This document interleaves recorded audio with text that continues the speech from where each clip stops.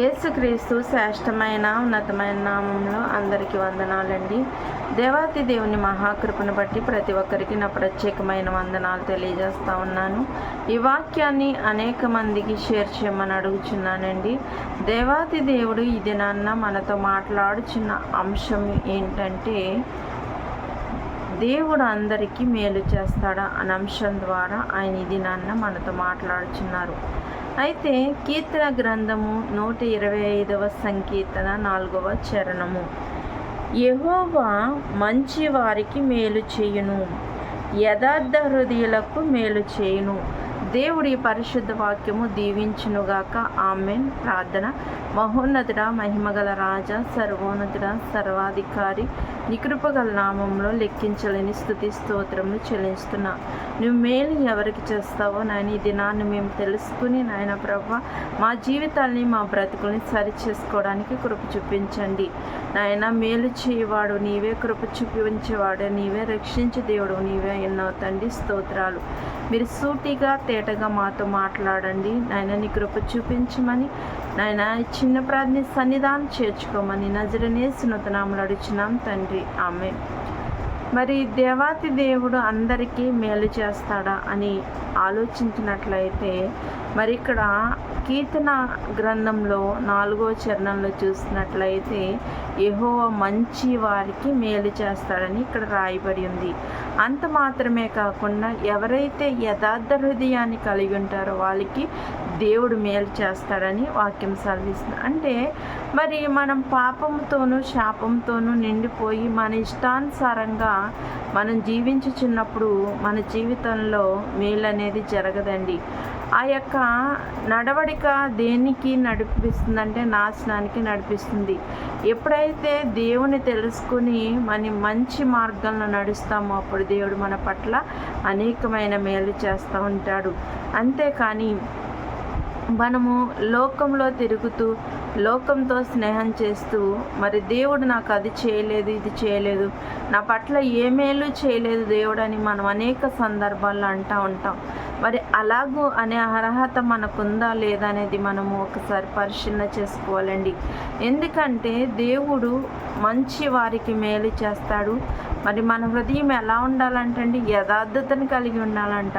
అంటే మన హృదయంలో ఎటువంటి మరి ద్వేషము, కోపము, క్రోధము మరి ఎటువంటివి లేకుండా యథార్థంగా ఉండాలి. అంటే ఎటువంటి అన్యాయాన్ని మనం చేయకుండా యథార్థ హృదయాన్ని మనం కలిగి ఉండాలని ఆయన ఈ దినాన్న మనతో మాట్లాడుచున్నారు. చాలామంది మరి యథార్థ హృదయాన్ని కలిగి ఉండరండి. మరి దేవునిలో గొప్పగా కొనసాగుతారు, కానీ వాళ్ళ హృదయాలు దేనితో నిండిపోయిందంటే పాపముతోనూ శాపంతోనూ అన్యాయంతోనూ నిండిపోయి ఉంటుంది. పైకి భక్తి గల వారులుగా ఉంటారు, కానీ వాళ్ళ లోపల అంతా ఎలాంటి తత్వాన్ని కలిగి ఉంటారంటే క్రూరత్వాన్ని కలిగి ఉంటారు. అంటే ఇతరులను చూసి వార్చలేని తనాన్ని కలిగి ఉంటారు. మరి అలాంటి రీతిగా మనం ఉన్నట్లయితే దేవుడు మనకి ఏ మేలు చేయడండి.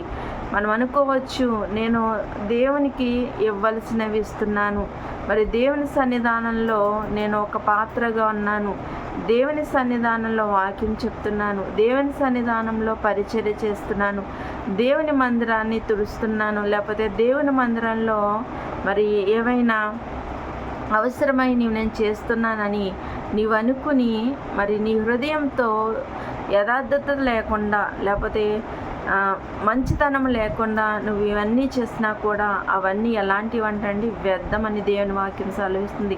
అవన్నీ చేసినంత మాత్రాన దేవుడు నీకు మేలు చేయడు. మరి ఎందుకంటే మన హృదయము ఎలా ఉండాలంటే మంచిగా ఉండాలండి. అలానే యథార్థత కలిగి ఉండాలి. ఎటువంటి అన్యాయాన్ని చేసేవారిగా, ఎటువంటి అక్రమాన్ని చేసేవారిగా మనం ఉండకూడదు. మరి దేవుని సన్నిధానంలో నువ్వెంత మంచిగా నటించినా, నువ్వెంత మంచి పాత్రను పోషించినప్పటికీ కూడా నీ యొక్క జీవితంలో మంచితనం అనేది లేకపోతే, నీ యొక్క జీవితంలో యథార్థత అనేది లేకపోతే దేవుడు నీకు ఏ మేలు చేయడు.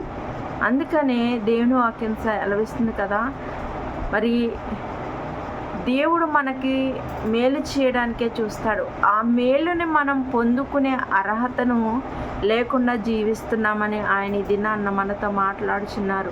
మనం దేవుని సన్నిధానానికి ఎందుకు వెళ్తున్నామండి? దేవుని వాక్యం విని మన యొక్క బ్రతుకుల్ని, మన యొక్క జీవితాలని సరిచేసుకోవడానికి. దైవ సేవకులు అనేకమైన మంచి వర్తమానాలు అందిస్తూ ఉంటారు. ఆ వాక్యం ద్వారా మాట్లాడినప్పుడు మనలో ఏ తప్పిదం ఉందో, ఏ దోషం ఉందో దాన్ని మనం ఏం చేసుకోవాలి? సరి చేసుకోవాలి. మన నడవడికను మనం సరి చేసుకునే వారికి ఉండాలి. అంతేకాని మరి దేవుని సన్నిధానానికి వెళ్ళి మరి కూర్చుని వచ్చేసి వాక్యమును ఇని అక్కడే మర్చిపోయి మళ్ళీ లోకంలో తిరుగుతూ ఉంటే దేవుడు నీకు ఏ మేలు చేస్తాడండి? ఏ మేలు చేయడు. ఏదో ఆదివారం దేవుని సన్నిధానానికి వెళ్ళాలి, లేకపోతే శుక్రవారం దేవుని సన్నిధానానికి వెళ్ళాలి, లేకపోతే బుధవారం దేవుని సన్నిధానానికి వెళ్ళాలి, లేకపోతే శనివారం దేవుని సన్నిధానానికి వెళ్ళాలి. ఇలాగా వెళ్ళాలి అని మరి నువ్వు వెళ్ళడం కాదు. మరి లోకం నేను చూసి నిన్ను గొప్పగా చెప్పుకుంటాదని నువ్వు వెళ్ళడం కాదు. నువ్వు దేవుని సన్నిధానానికి వెళ్ళినప్పుడు నువ్వు ఎంత యథార్థతను కలిగి ఉన్నావు, ఎంత మంచితనాన్ని కలిగి ఉన్నావు. మరి వాక్యాన్ని మనం వివరించుచున్నప్పుడు వాక్యం ప్రకటించే అర్హత మనం కలిగి ఉన్నామా లేదా అనేది మనం పరిశీలన చేసుకోవాలి. వాక్యము అందరూ చెప్తారండి, కానీ దేవుని యొక్క ఆత్మ కొంతమందికి మాత్రమే ఉంటుంది. ఈ దినాల్లో వాక్యం చెప్పడం చాలా సింపుల్ అయిపోయింది. యూట్యూబ్ల ద్వారా లేకపోతే ఇలాగూ మరి అనేక విధాలుగా వాక్యాన్ని ప్రిపేర్ చేసుకుని మరి వాక్యాన్ని చాలామంది చెప్తూ ఉంటున్నారు. కానీ వాక్యం చెప్పడం అనేది ఒక దేవుడు ఇచ్చిన వరం అండి. అది మన అనుభవంలో నుంచి మనం చెప్పగలిగినట్లయితే దేవుడు మనల్ని ఇంకా ఆశీర్వదిస్తాడు. ఎవరో చెప్పింది విని లేకపోతే ఎవరో చెప్పింది ప్రిపేర్ అయ్యి చెప్పడం కాదు కానండి, దేవుడు మన ద్వారా ఇతరులతో ఏం మాట్లాడాలనుకుంటున్నాడు అలాంటి అమూల్యమైన వాక్యాలు మనం మాట్లాడినట్లయితే, అనేక హృదయాల్ని మనం కదిలించినట్లయితే వాళ్ళ రక్షణలోనికి రావడానికి దేవుడు కృప చూపిస్తూ ఉంటాడు. మరి ఒక ఎగ్జామ్కి వెళ్ళే వ్యక్తి ఏం చేస్తాడండి? ఆ ఎగ్జామ్ ప్రిపేర్ అవుతాడు. అప్పుడు ప్రిపేర్ అయినప్పుడు ఆ ఎగ్జామ్కి వెళ్ళి తన ప్రశ్నలన్నీ చదువుకుంటాడు కదండి. చదువుకుని తనకి ఏదైతే మరి వచ్చిందో అవన్నిటిని ఏం చేస్తాడు? చకచక రాసేస్తాడు కదా.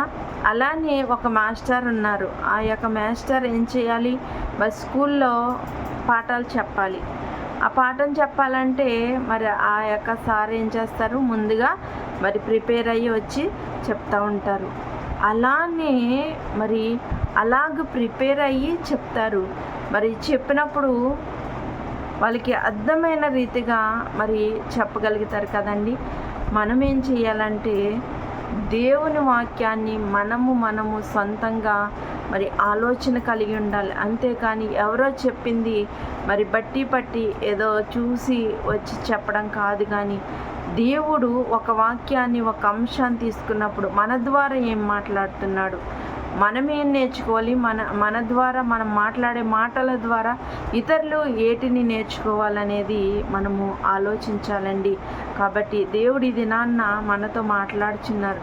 అందరికీ ఆయన మేలు చేసే దేవుడే, కానీ ముఖ్యంగా ఆయన ఎవరికి మేలు చేస్తాడండి?